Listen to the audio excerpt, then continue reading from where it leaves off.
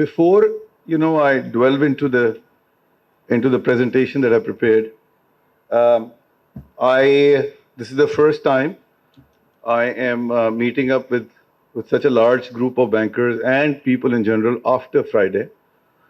And on Friday, I think something very significant happened in Islamabad.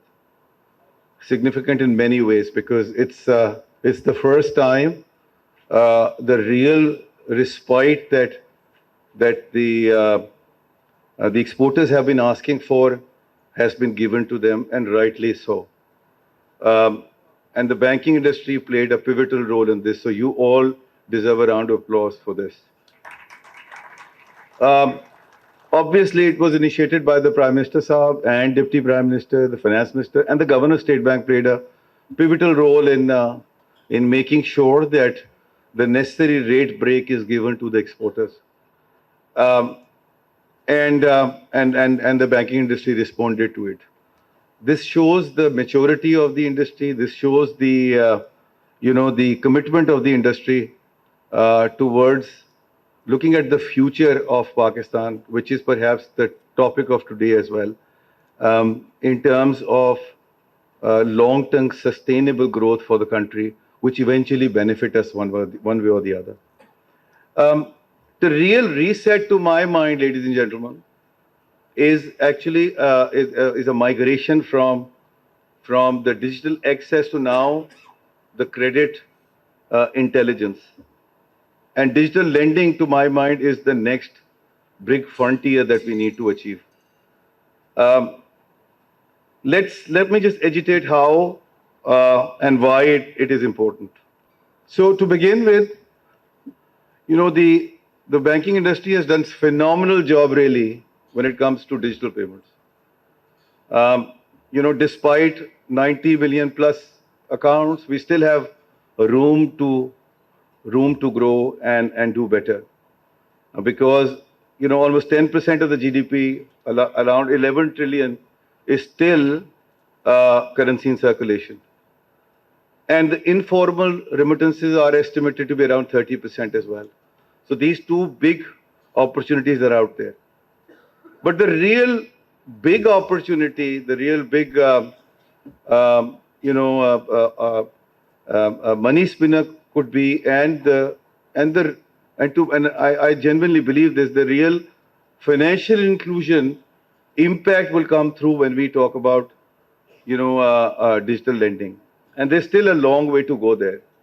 Um, when I look at, the retail banking, lending on the retail banking side, we see, around 13% of the total private sector credit.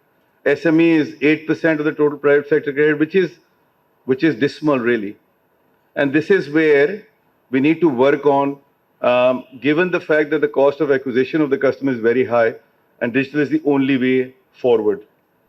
Um, on the global on the global scene, the situation is pretty similar too.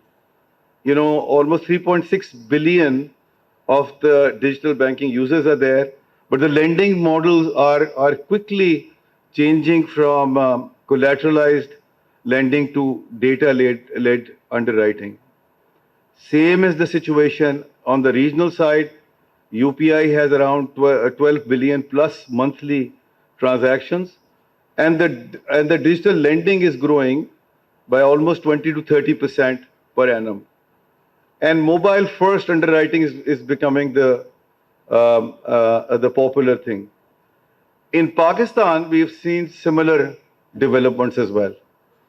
And I just want to allay some misconceptions that the banking industry is not lending to the private sector. Perhaps more needed to be done, and I take that point. But the fact of the matter is that in the last couple of years, the industry has done very well. They have been able to increase the total private sector lending by 1.5 trillion rupees cumulatively. And within that, SME has been doubled almost. It has increased from 491 billion rupees to now 875 billion rupees. Similar is the trend in the number of borrowers too, which means that the average ticket size has gone down. It has increased from 175,000 to now 303,000. Agriculture, although that's not squarely the topic of the conference today, SME does, but I can't, resist but talk about, the strides that we have achieved in agriculture too. The outstanding has increased substantially from 875 to 1.2 trillion. But the biggest achievement have been on the number of borrowers on the retails on the agriculture side. And there, since 2019, when Pakistan peaked, a number of 4 million borrowers has been falling down, and it reduced to 2.7 million until last year. We have been able to, and all of us in this room have been able to change that trend. And now, the first time after 7 years, the number have improved and it's increased from 2.7 to 3 million. इस पे आप लोग अपने लिए तालियां बजा सकते हैं, कोई ऐसी बात नहीं, कोई नहीं आपको डांटेगा इसको. And this number we are planning to go back to 4 within the next, inshallah, 3 years. Another big thing that we need to be ready for in the reset is the digital currency and the cryptos. There's a lot of misconception about cryptos. I'll talk about it in a bit, but let me just start out with the central bank digital currency. 130 countries have already explored the idea. 70 plus are going through the process of doing a pilot. India seems to be doing quite well there. They are now have $122 million of digital currency in circulation. The target is globally to have CBDC of $213 billion by 2030. Cryptos, on the other hand, have a completely different landscape, and a lot of misconception and misnomer about that too.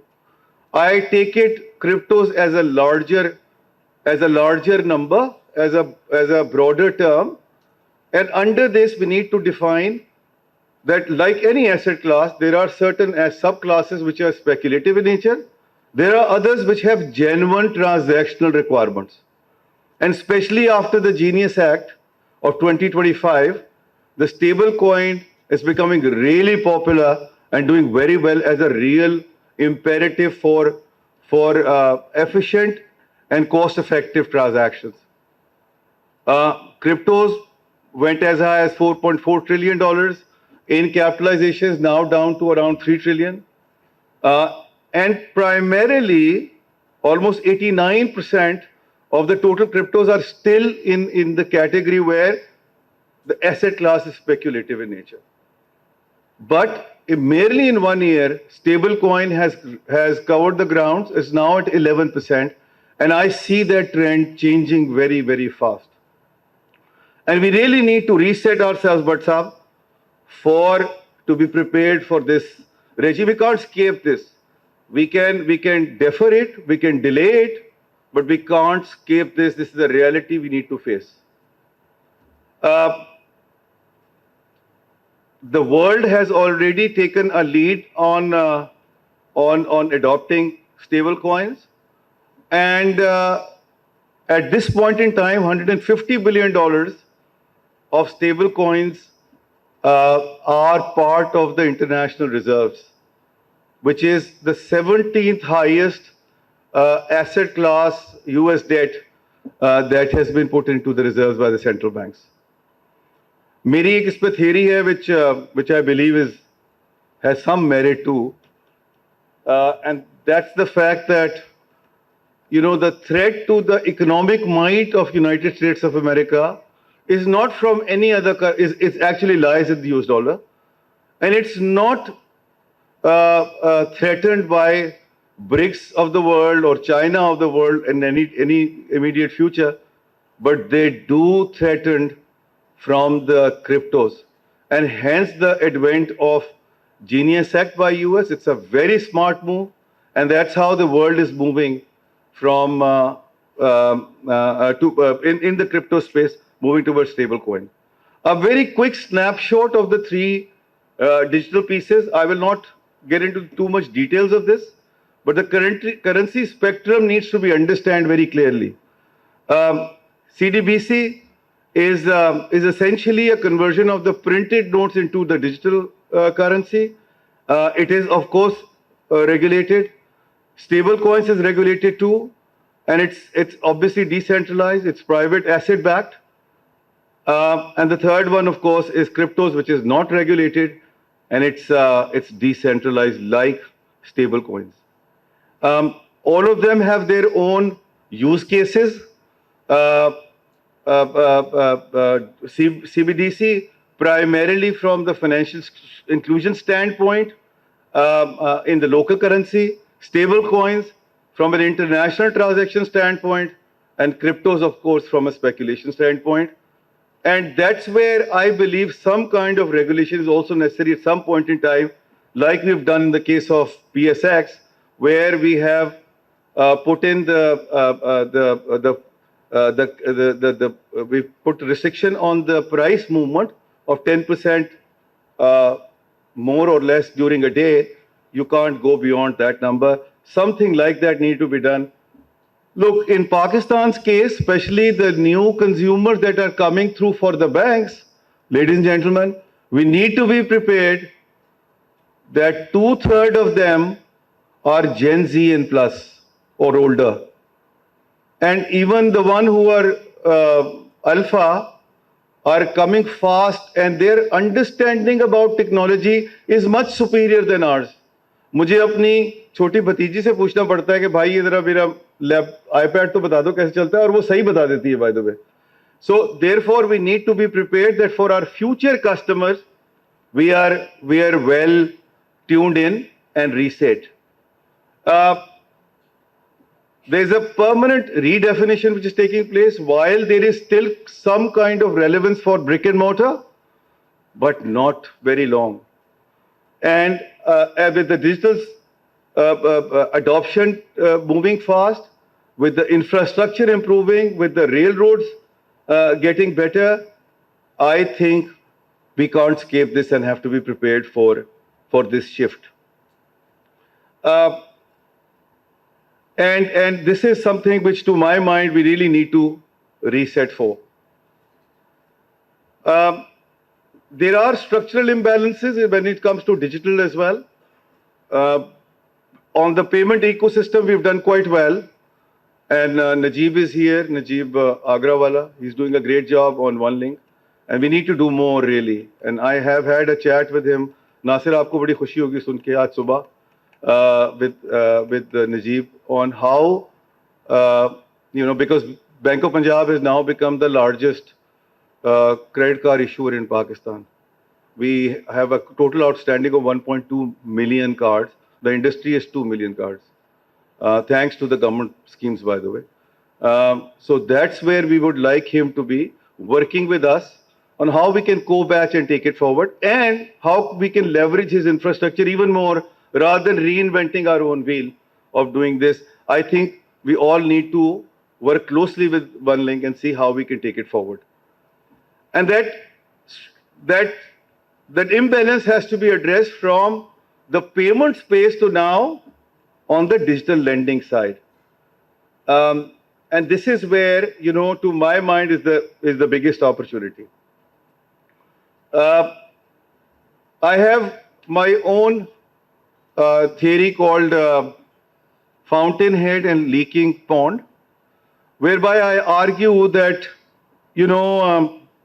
if you do not have your fiscal framework right, if you do not have the taxation system balanced as we have in our country, where almost 59% of the economy is nearly paying 4% of the taxes, direct taxes, you tend to have a serious limitation for the banks on the lending side, because we need some kind of documentation to verify the genuineness, the credit worthiness of the customer. And if they're not documented, then we'll always remain hampered.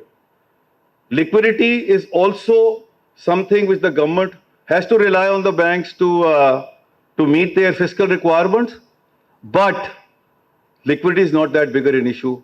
It's actually the documentation, which is a larger issue for the banks that they couldn't lend. Same is the case on the trade side. Our trade tariffs are so lopsided, supporting towards the importing industries, that it's very difficult for us to lend to the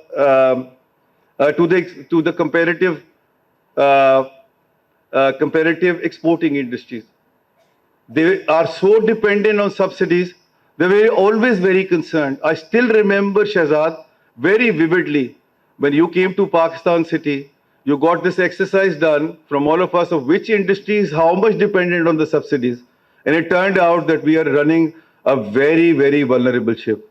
That fact still remains, true, unfortunately, many years down the road. And that also puts some kind of dampener on the banks that they can't support the trade business as much as they could because the industries per se are not comparative.